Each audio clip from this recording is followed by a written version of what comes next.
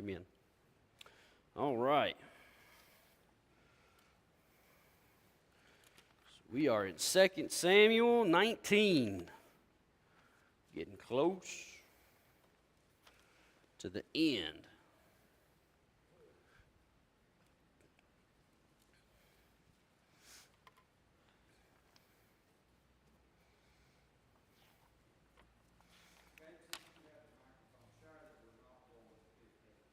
We're not. Okay. Yes. So they hadn't really been able to get an updated situation for those in the Brotherhood that were there, that were here on Monday night. There was a tentative plan for the 15th and 16th to travel back to Irwin, but that hasn't worked out. So we will not be going up there the 15th and 16th. So there's the update on that. We will not be going up there on those dates. But stay tuned, because the opportunity will arise soon enough. And so we'll see what we can coordinate and work out with them as God would have fit. Thank you, Mr. Brian. All right. So we started in 2 Samuel 19 last week. My brain. But it was that odd situation, right? We looked at how Joab saw how David was reacting after winning, right? And he was acting like he lost, which in David's eyes, he did. He lost a son, and not just any son. He realistically lost the heir to the throne, essentially, as would have been perceived. Now, that's not what God would have intended, but he had the son Absalom, his next oldest, and he had rebelled, and now all that's come to an end with the end of Absalom's life. And Joab rebukes him because, well, David's mourning. And from an outsider's perspective, it's like David doesn't value his men, he doesn't value his leaders, he doesn't value anybody. As Joab clearly states it, it seems to me, David, that you would be completely fine if all of us had died, as long as Absalom had lived. And Absalom was the traitor. Absalom was the guy who had turned treacherous and had ousted his father and made himself unfit, if you will, in that relationship, with not only in staging the coup, but how he handled David's concubines, the declaration he was making, in all of that. And so Joab calls him out on it. David understands, hey, I do need to go out. I do need to address my men. I do need to put myself out there in front of them, because everybody was these guys had won the battle, and they were just kind of like sulking into the city as though they were cowards, but they weren't. They had stood bravely, and they had won a good victory for David. So David did. He went and presented himself out there, and so we begin to look at the efforts to reinstate David. Now remember that we talked about how this had taken some time. Word had to get spread out there, and there was conversation going on. What are we going to do, right? Because we had this weird situation where David was the king, and he had done a good job, and he had defeated enemies, but then all of a sudden, Absalom seems to overthrow him, and, well, we anointed Absalom as king, but then Absalom dies in battle, and so why not bring David back and put him back on the throne? And so these conversations are going on among individuals, undoubtedly among the elders of the tribes of Israel, and so they're having these conversations, and people are like, what are we going to do? So David does something politically. He starts to make some moves. He reaches out to the tribe of Judah. Judah is his tribe. These are his kinsmen. And so he goes to them and he says, look, why aren't you guys bringing me back? Why are you guys the last ones to talk about me coming and taking the throne? We're family. We're flesh and blood. Look, everything's going to be fine, and I tell you what, Amasa, he was David's great-nephew. He was also the one who had been placed as commander over the army by Absalom. He said, I'll put Amasa in position as commander of the army. He'll take Joab's place, and everything's going to be all right. He's able to sway Judah's heart. It describes them as basically having one heart, being on the same page. All of them agree. Let's get David back. So they do that, And David also has to begin to deal with, as he returns with Judah, because he has his tribesmen, they're coming and they're bringing him back into Jerusalem, and he's having to deal with people who are coming to make amends, suck up, not get their heads chopped off, right? And so one of those guys was Shimei, who was a relative of Saul. And he's the guy who had literally been hurling stones and curses at David as David left Jerusalem. He held him accountable for the death of Saul and for the death of Saul's sons, and he saw him as being guilty of that bloodshed, although David was not. That's not how Shimei saw it. And he cursed him, and David just didn't do anything about it. So now Shimei has showed up. He's also showed up with other Benjamites, right? Because that's that tribe. And geographically speaking, Judah and Benjamin are right there together, all right? You want them to be kind of on the same page. That if you're going to have, if one tribe's going to really want to make sure that they've got somebody on their side, it's Judah and Benjamin, all right, with the proximity of one another. It would make sense from that standpoint. And so Shimei has showed up. He's got, if I remember right, 1,000 Benjamites with him. He also has Ziba, the servant of Saul, who had been named the servant of Mephibosheth, and his sons. Now remember, what did Ziba tell David when David left Jerusalem? Do y'all recall?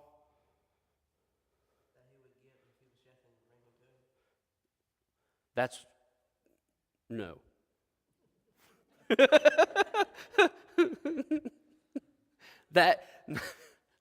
Sorry for the that's. No, I wasn't trying to state it that way. Mephibosheth is going to say that. We're going to get there. That's not what Ziba said. Ziba said that Mephibosheth refused to come with him. And as such, how did David respond?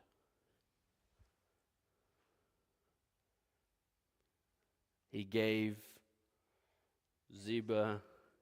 everything to Ziba. He's like, it's all yours. Everything that was Saul's that I gave to Mephibosheth, it belongs to you. It was a rash decision, remember? It's like he didn't listen to the other side. And there's a lot going on, and for whatever reason, he just makes that judgment call.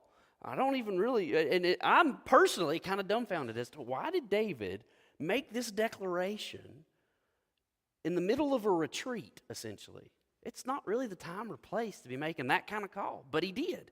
So there's a lesson to be learned there in when to make decisions and when to maybe not make decisions. And there might have been some other priorities to focus on in that moment. But nonetheless, here is Ziba, here is his sons, and they are part of the tribe, or they're with the tribesmen of Benjamin. And so all of this is happening. So that's what's going on, and we're going to pick up now in verse 23 of 19. Therefore the king said unto Shimei, thou shalt not die. And the king sware unto him, all right, because Shimei really should have been, he was deserving of death. Abishai, the son of Zeruiah, also David's nephew, had said, should we not put him to death? And David's like, no, we're not going to shed any more blood. That's a wise call, all right? And we'll talk a little bit more about that in a moment. 24, and Mephibosheth, the son of Saul, came down to meet the king, and he had, we did read into these, but we'll cover it again. He had neither dressed his feet nor trimmed his beard nor washed his clothes from the day that the king departed until the day that he had come again in peace. And it came to pass when he was come to Jerusalem to meet the king, that the king said unto him, wherefore wentest not thou with me, Mephibosheth? And he answered, my lord, O king, my servant deceived me. He's talking about Ziba. For thy servant said, I will saddle me an ass that I may ride thereon and go to the king, because thy servant is lame. And he hath slandered thy servant unto my lord the king. But my lord the king is as an angel of God. Do therefore what is good in thine eyes. For all of my father's house were but dead men before my lord the king. Yet didst thou set thy servant among them that did eat at thine own table. What right therefore have I yet to cry any more unto the king? And the king said unto him, Why speakest thou any more of thy matters? I have said, Thou and Ziba divide the land. And Mephibosheth said unto the king, Yea, let him take all, for as much as my lord the king is come again in peace unto his own house. So you have this picture being presented of a disheveled Mephibosheth.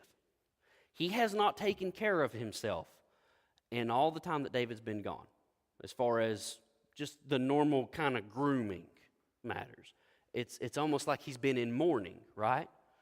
Remember, David didn't do these things. He didn't dress himself. He didn't really provide hygienic care to himself while he was fasting for his son's health, the baby of him and Bathsheba that passed.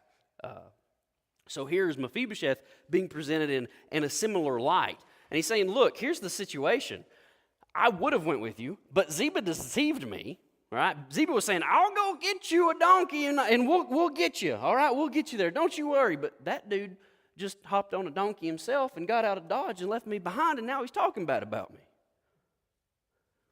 And David is listening to this story. He said, but look, he's talking bad. I just want to do, I tell you what, David, you just do whatever you think is right, because I trust your judgment. You have good judgment, and I don't have any right to ask anything of you. All of my kinsmen were dead, and yet you brought me out of hiding. You set me at your table. You were kind to me when I didn't deserve it at all. So whatever you see fit, I don't. It's not my place to ask for anything else. And David's like, I'm done. Again, he just, why do we keep talking about this? I tell you what, I've decided. You and Ziba, split the land. I don't know.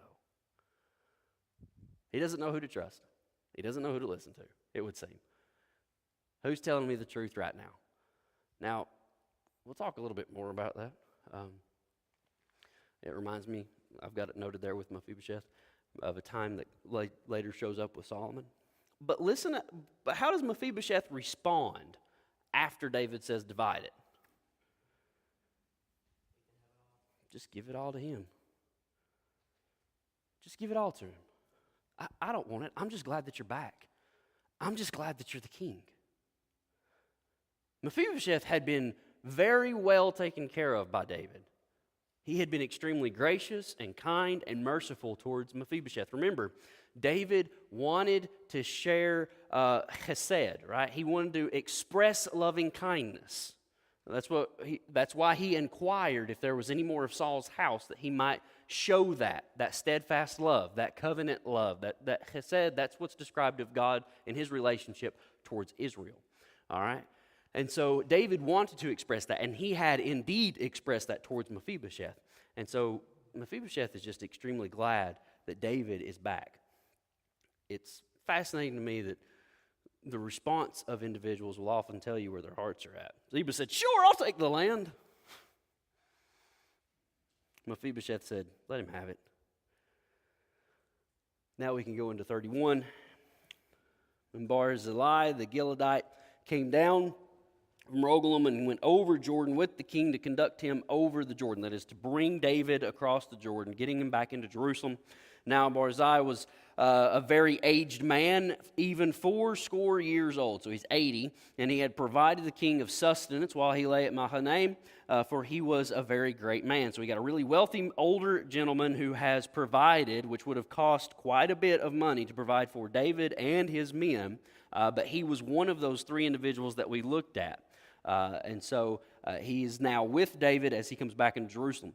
And the king said unto Barzillai, come thou over with me, and I will feed thee with me in Jerusalem. And Barzillai said unto the king, how long have I to live, that I should go up with the king unto Jerusalem? I am this day 80 years old, and can I discern between good and evil? Can thy servant taste what I eat or what I drink? Can I hear any more the voice of singing men and singing women? Wherefore then should thy servant be yet a burden unto my lord the king? Thy servant will go a little way over Jordan with the king, and why should the king recompense me with such a reward? Let thy servant, I pray thee, turn back again, that I may die in my own city, and be buried by the grave of my father and of my mother. But behold, thy servant Shinham Let him go over with my lord the king, and do to him what shall seem good unto thee. So this is most likely a son who he is sending over to be blessed by the king. And the king answered, Chimham shall go over with me, and I will do to him that which seem good unto thee. And whatsoever thou shalt require of me, that will I do for thee. And all the people went over Jordan, and when the king was come over, the king kissed Barzillai and blessed him, and he returned unto his own place. Then the king went to Gilgal, and Chimham went on with him, and all the people of Judah conducted the king, and also half the people of Israel. And behold, all the men of Israel came to the king, and said unto the king, Why have our brethren, the men of Judah, stolen thee away, and have brought the king and his household, and all David's men with him over Jordan? And all the men of Judah answered the men of Israel, Because the king is near of kin to us. Wherefore then be ye angry for this matter? Have we eaten at all the king's cost, or hath he given us any gift? And the men of Israel answered the men of Judah, and said, We have 10 parts in the king, and we have also more right in David than you.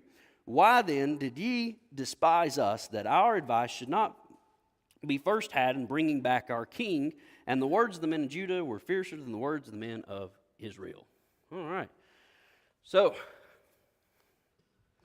we've looked at Shimei, we've looked at Mephibosheth, and now we have this individual, Barzillai, who gave towards David's cause, supported him when he desperately needed it, and also with his men, that gave them great refreshment that they really needed in a time prior to getting ready for battle. And so we see how these individuals are getting rewarded, essentially, the actions that they took. So first off, working backwards just a little bit, you got Joab. Joab, David's nephew. Joab is rogue, right? He just goes off. He does his own thing oftentimes. He will trust his gut over David's orders at the end of the day. He's not really the most godly of individuals either. He takes vengeance when he wants. And he does as he sees fit. Now, he is loyal to David. And he's a good general. I mean, he's got loyalty of his men. Whenever he went and defied David's orders about Absalom, remember, 10 armor bearers, they jumped in that too. And they went and helped kill Absalom after Joab stabbed him. So he's got the loyalty of his men. And we're going to see more of that pop up later. But Joab, it's kind of thought that Amasa replaces Joab because probably by this point David would have heard who actually killed Absalom. Nothing's hidden from the king. Joab's own men said that. He said, Why didn't you kill Absalom when you came across him? He said, Because the king knows everything. He finds it all out. He hears about it all, and you were not going to have my back, so I don't care how much money you're going to give me. I ain't touching the guy. So this is seen probably as a way to build bridges with the men of Judah, his own tribesmen, and it worked. He makes that decree, and all the hearts of the men of Judah are brought together and are good with David. So replacing him is probably wise. Shimei gets contained. We'll talk about that in a moment. Shimei doesn't get killed. He deserved death, but he was not put to death.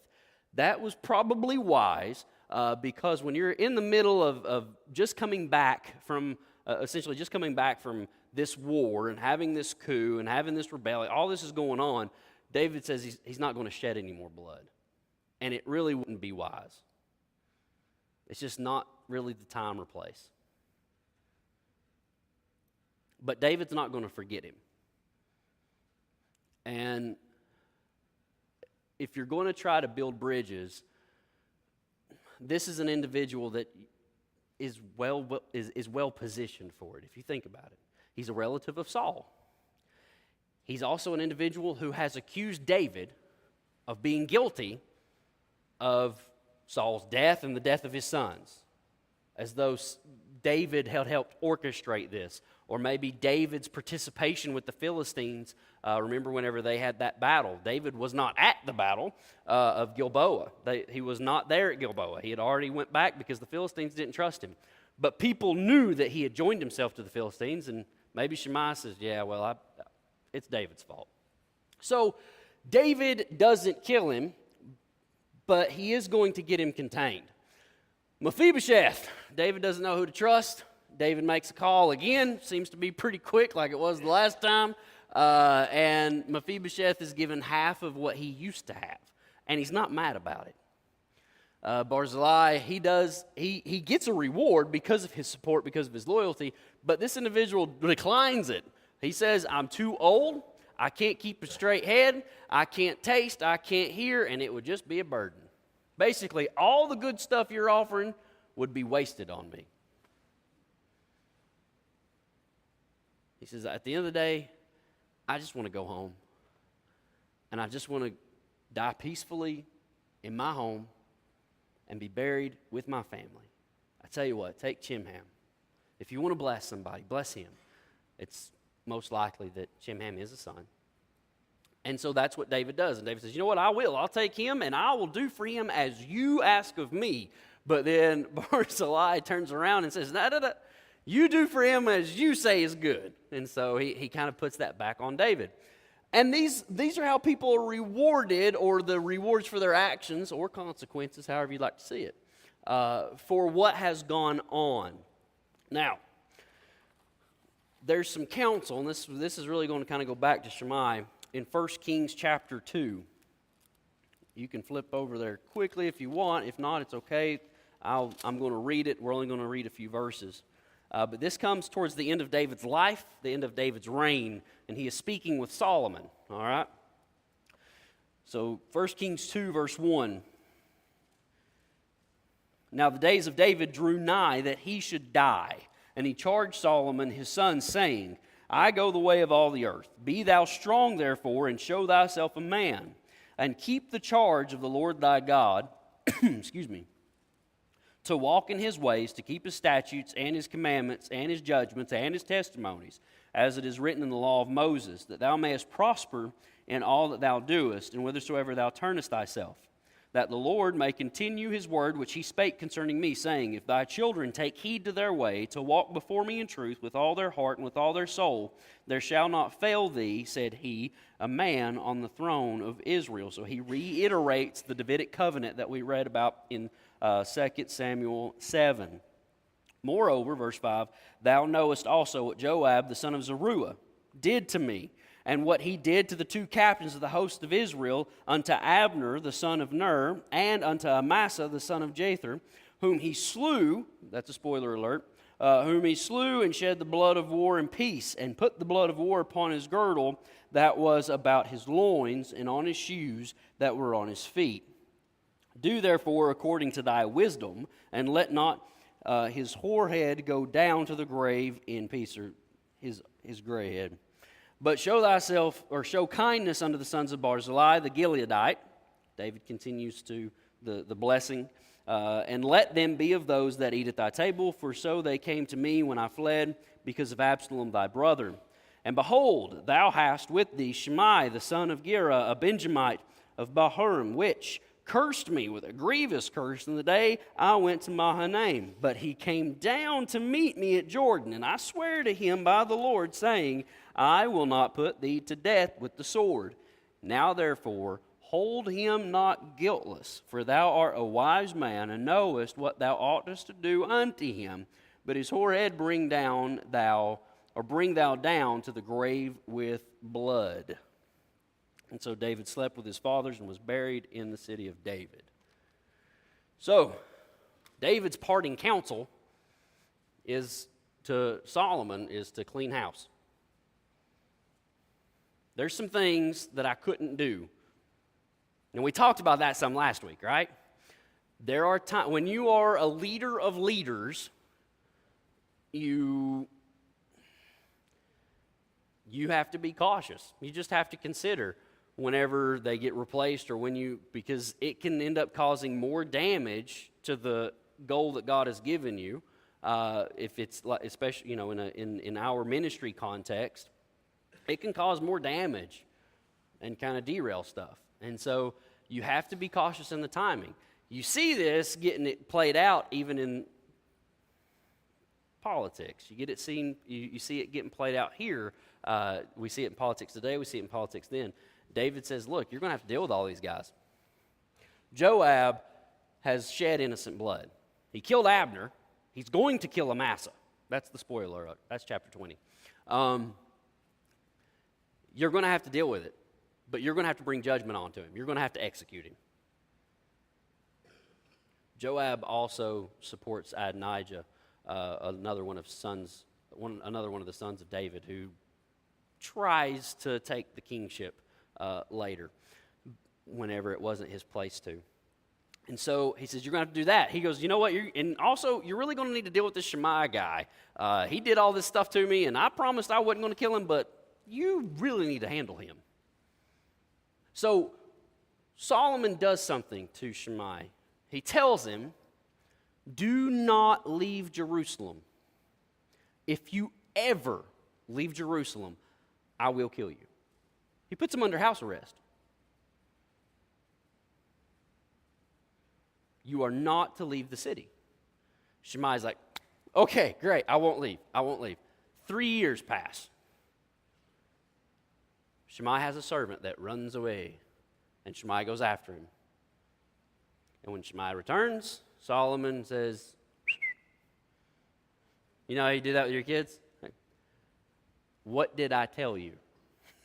You know what I mean? You've had those conversations. And you know, whenever they do exactly what you told them not to, and it doesn't matter how long it's been, but when they do exactly what you told them not to, that button's pushed, and you're just like, listen. What did I tell you? And that's it. And so Solomon has him killed. He executes him. These were things that went on that David said, you're going to have to deal with this.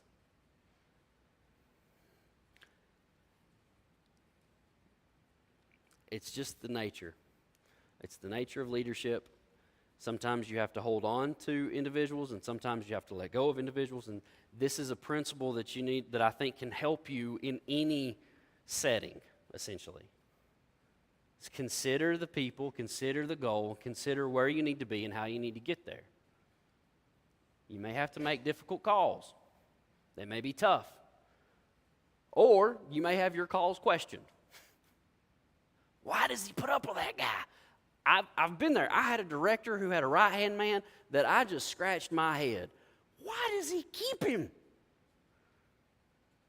This dude does more harm to us than good. He plays both sides of the fence, and so on and so forth. He had a reason. Figured it out later. But those are things to consider. And most likely, when new leadership comes in, at some point, there's probably going to have to be a changing of the guard in different respects. It's just part of it. So, it doesn't matter what position we're in, it's always helpful to understand that. I don't know exactly why David kept everybody the way that he did. I don't know why he put up with Joab for as long as he did, but he did. And as we discussed last week, Joab is not just a pencil pusher in an office who's signing laws. Joab is a commander of battle-hardened soldiers who have bled, who have sweat, who have run, who have killed at his command. He has their loyalty. So this is no small game he's involved in. So consider those things when we're like, why does he keep putting up with it? Because I know I can armchair quarterback these guys. And it's just not wise for me to do that. But with regard to Barzillai and his son, Chimham, it would seem, if you can go over to Jeremiah 41 if you would like, but there is a place that is called the habitation of Chimham outside of Bethlehem. It would seem as though that Chimham was taken care for, and that was given property. It would be the indication there that was continued to know by this even in the days of Jeremiah, so generations later. The chapter closes with a dispute between Judah and the other tribes. Now, in this situation, you've kind of got you kind of got the tribe of Benjamin and Judah lumped together. So remember, there's 12 tribes. 10 tribes, they're going, and this is what's going to become, these 10 tribes are what's going to become the northern kingdom of Israel later on. So that's kind of a hint. And they get all mad at Judah. What in the world are you guys thinking? We wanted to bring David home too. Why can't we be part of the parade? Why can't we help him? We wanted to build a bridge, or we wanted to get him across the ford, or we wanted this. And we were the ones who were saying before you ever did that we should put him back on the throne. We got 10 parts into his kingship, if you will. You got 2, Judah, Benjamin. And so, and Judah's saying, well, what have we gotten for all this? We just came and he's our flesh and blood. We didn't get no money. We didn't get no reward. We didn't even got fed yet, man. What are you all worked up about? And they just at each other. But the words of Judah were fiercer than the words of the men of Israel. They got some heat about them. They got some fight about them.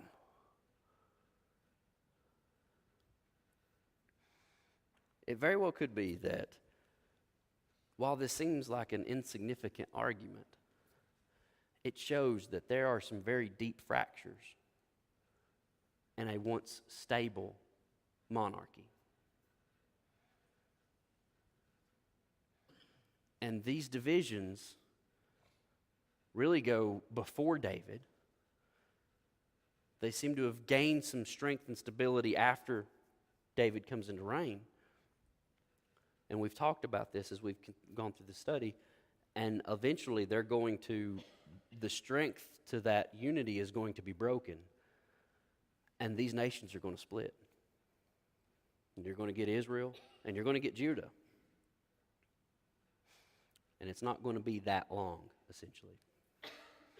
So, any questions, comments? All right, then we'll jump into 20. Guess what? We got another rebellion. I've told you guys, y'all like the Netflix series or Paramount or whoever's streaming whatever, and it's all drama, and so-and-so's ready to kill so-and-so, and so-much-so's trying to oust so-and-so. This is all right here. If you want to be able to relate to people, man, you're talking about, man, especially if like 2 of you work together, you could be sitting there and you could be saying, can you believe that old boy wanted to get him out, and he did this and he did that. And somebody says, what y'all talking about? Y'all talking about that new? No, I'm talking about that new show. I'm talking about a really old show. And you can turn right into a Bible study. See? It could be interesting. But we got a whole nother rebellion on our hands in chapter 20. And there happened to be a man of Belial, or he's a worthless fellow. Is what that would equate to, whose name was Sheba, the son of Bechri, a Benjamite, of course. And he blew a trumpet and said, we have no part in David, neither have we inheritance in the son of Jesse, every man to his tents, O Israel. All right, get to your tents, let's get ready for war. So every man of Israel went up from after David and followed Sheba, the son of Bechri. I'm going to mess his name up a lot. But the men of Judah clave unto their king from Jordan even to Jerusalem. And David came to his house at Jerusalem, and the king took the 10 women, his concubines, whom he had left to keep the house, and put them in ward and fed them, but went not in unto them. So they were shut up unto the day of their death, living in widowhood. Remember, these are the ladies that Absalom took after David had left them there at the king's house to care for it. And so it's essentially as though David doesn't continue a marital relationship, but he does continue to care for them and make sure that they are provided for. Then said the king to Amasa, remember, this is his new commander, his new general over all the army. Assemble me the men of Judah within 3 days, and be thou here present. So Amasa went to assemble the men of Judah, but he tarried longer than the set time which he had appointed him. And David said to Abishai, he's not going to, Joab is involved in the conversation, but it's directed towards Abishai. Now Sheba, the son of Bichri, do us more harm than did Absalom. Take thou thy Lord's servants and pursue after him, lest he get him fenced cities and escape us. And there went out after him Joab's men, and the Cherethites, and the Pelethites, and all the mighty men. Remember, those were the individuals, those are the groups that Benaiah had been set over, and those were personal guards of David. And all the mighty men, right? David's got his mighty men. And they went out of Jerusalem to pursue after Sheba the son of Bichri. When they were at the great stone, which is in Gibeon, Amasa went before them, and Joab's garment that he had put on was girded unto him, he had a belt on, and upon it a girdle with a sword fashioned upon his loins, and the sheath thereof. And as he went forth, it fell out. So Joab is dressed in a normal soldier's garb, if you will, and it's mentioned here that he has a sheathed sword that is bound to the outside of his garment, and as he's gone forward, this sword happens to fall out. And Joab said to Amasa, art thou in health, my brother? Remember, these dudes are related, not only just because they're tribes of Benjamin, but they're of the same family.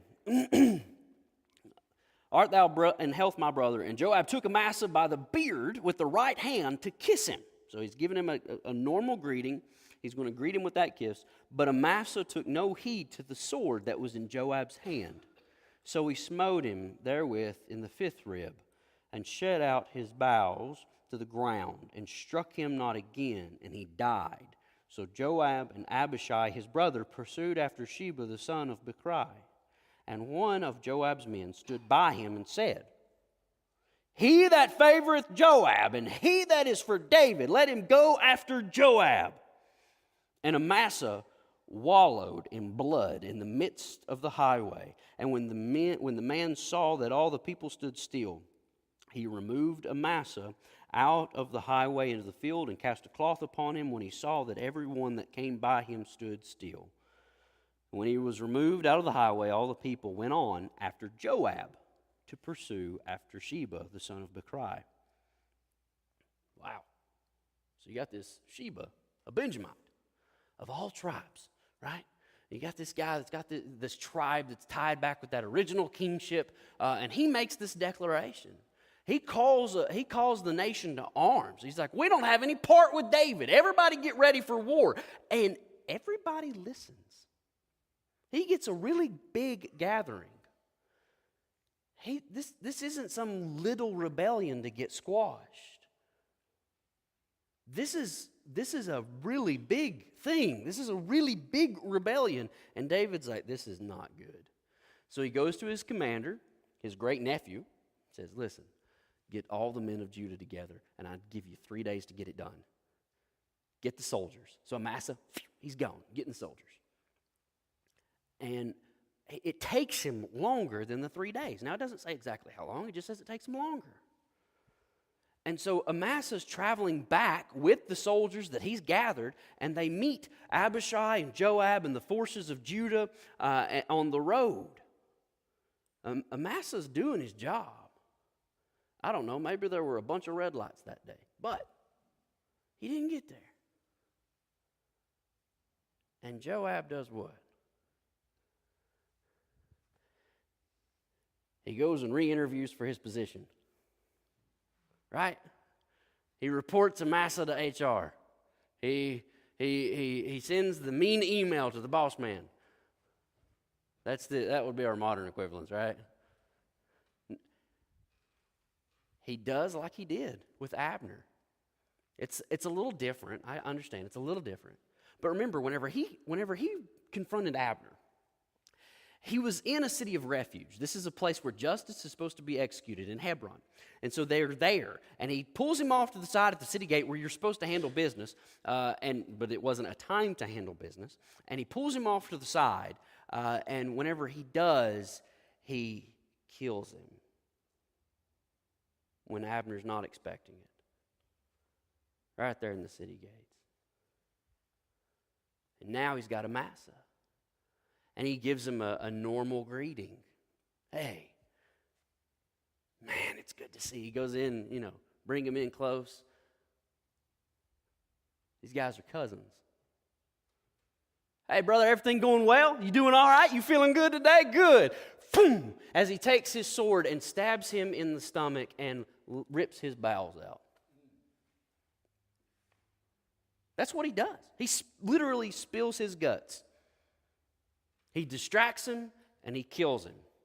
And then he just keeps on trucking. Him and his brother Abishai. Abishai don't even give one of those brotherly, what are you thinking? You know what I mean? I've got a brother. And we did dumb things. We did dumb things that mom and dad would not like. And whenever one of us did a dumb thing that mom and dad would not like, the other one was kind enough to at least give a smack and say, you dummy, what are you doing? Abishai just keeps on trucking with Joab. And they're like, we're going to get Sheba. We're going to squash this. Joab has a man that follows him, and he goes and stands next to Amasa. This is the general who is dying. He's not dead. Joab leaves him to wallow in his blood and says, if you're for Joab and David, then let's get going.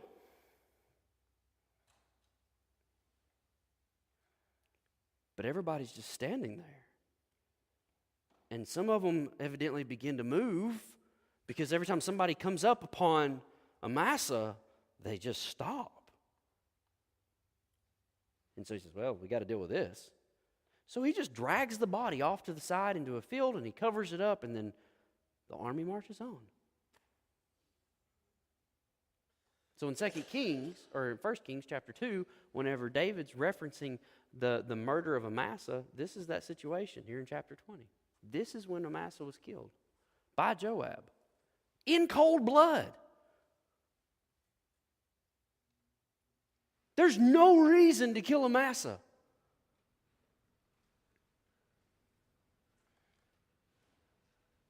Joab wants his job back. And all the men, they follow him. So whenever I sit there and I go, man, why in the world does David put up with Joab? Maybe this is why. Because even in complete defiance to king's orders, to law of Moses, to anything that would be considered civility amongst these people, even whenever he acts in complete contradiction to that, the men still follow him.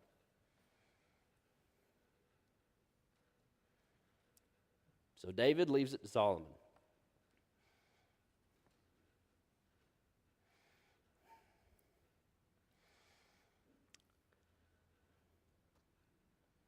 Questions or comments?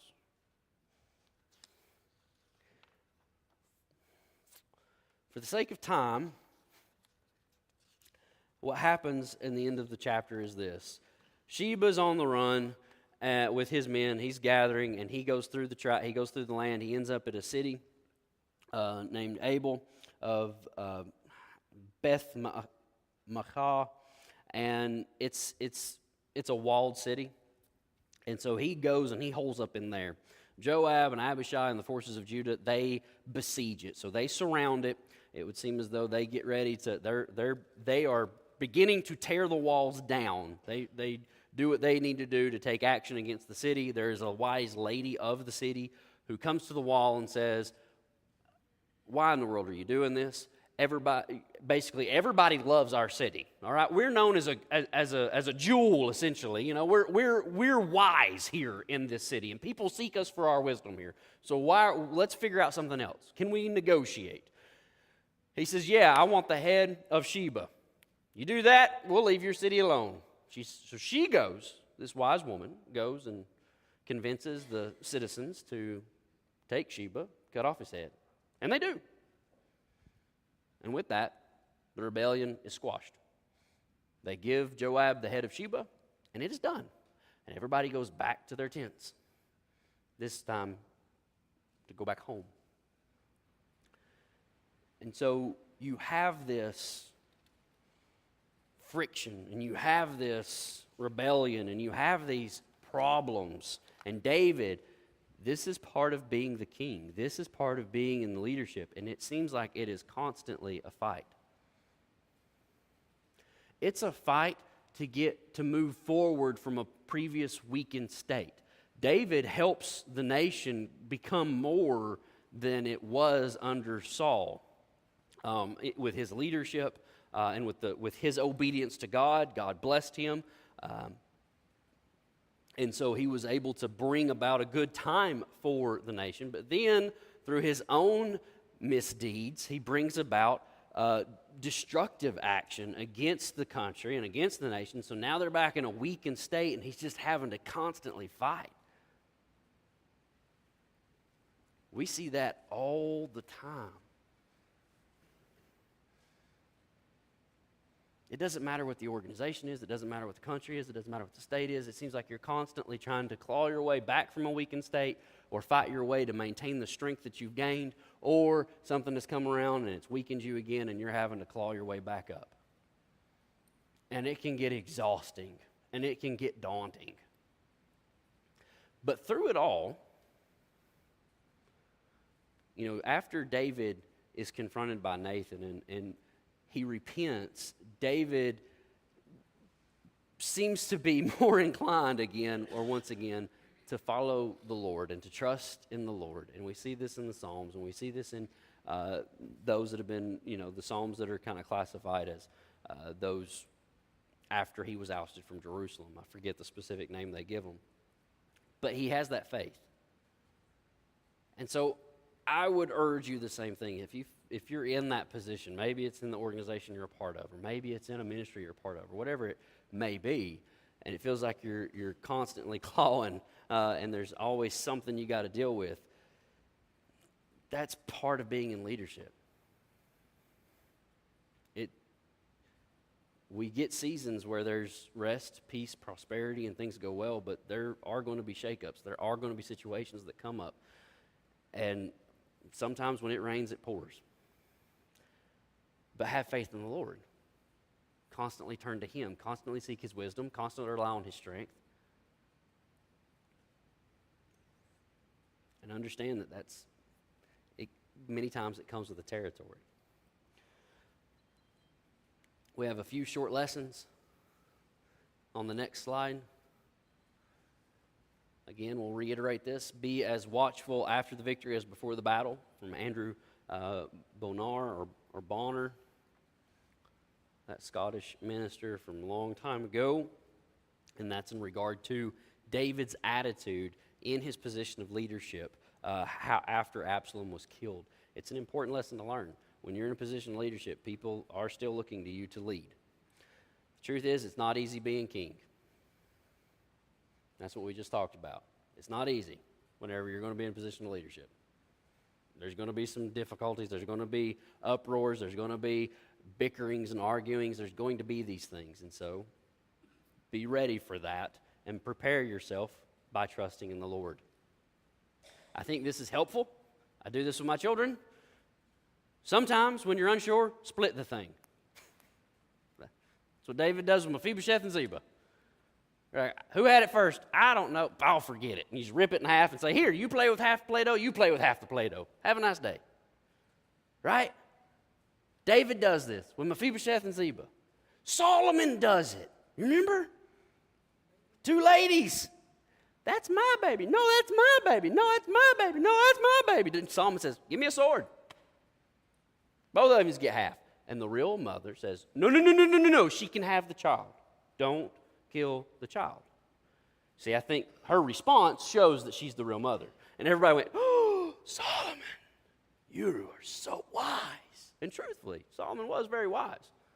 I can't help but wonder if maybe he didn't hear the story about Mephibosheth and Ziba and thought, that's something to put in my back pocket. If you're unsure, split it and see what happens. Because Mephibosheth reveals, I think, his heart and how he responds. Give it all to him. I'm just glad you're back. People's responses do often reveal their heart. Sometimes pardoning is better than parting. People wanted Shimei dead. But David said, it's not the time, it's not the place. Let it go. And last but not least, just as a general observation, it is amazing how many times the death of one will end so much turmoil.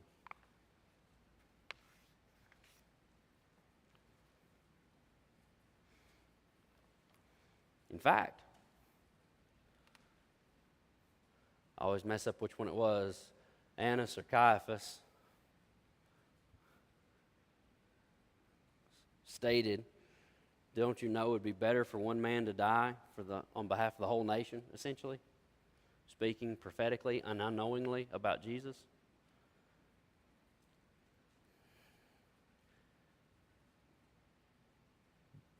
Ultimately, one man's death ended the quarrel and the rebellion of Absalom. One man's death ended the fighting of Sheba. And one man's death ended our strife with God. Because while we were yet enemies, Jesus Christ died for us.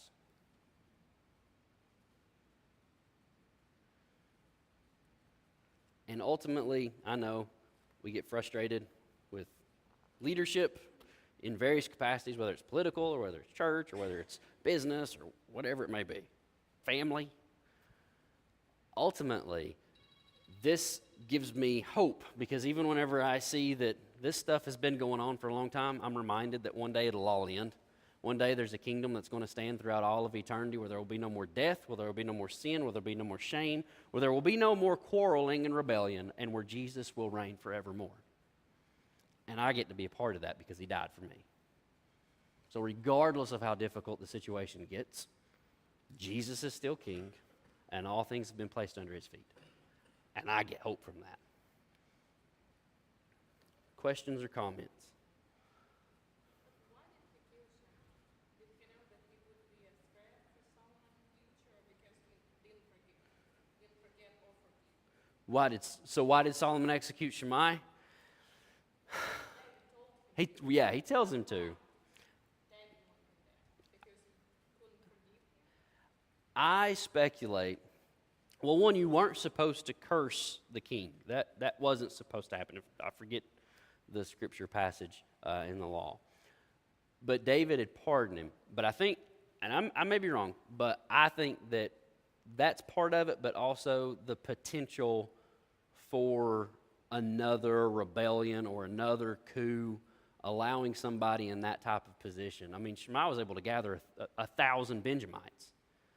And so what Solomon does pulls him realistically out of the land of Benjamin, places him in the land of Judah and directly under his thumb because he keeps him in Jerusalem. Now, I'm going to keep my eye on you. You're not going to cause me problems. So I think it goes back to that. And so he said, and I think it's amazing that David told Solomon, you're a wise man. And this is before Solomon's prayer for wisdom. He's already showing himself as a wise guy. And David recognizes that and says, you figure out the best way to handle him.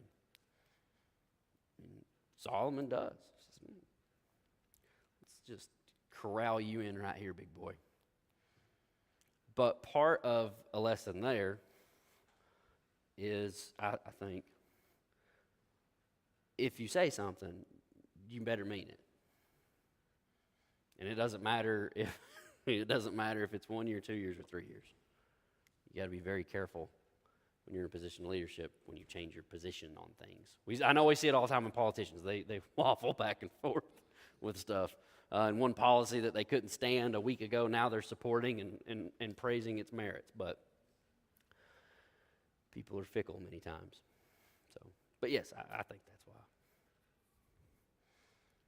And the same would go for Joab. He executes Joab. Joab supports Abijah in essentially his rebellion. It wasn't a war, but it was rebellion. He was trying to gain power. So Any other questions or comments?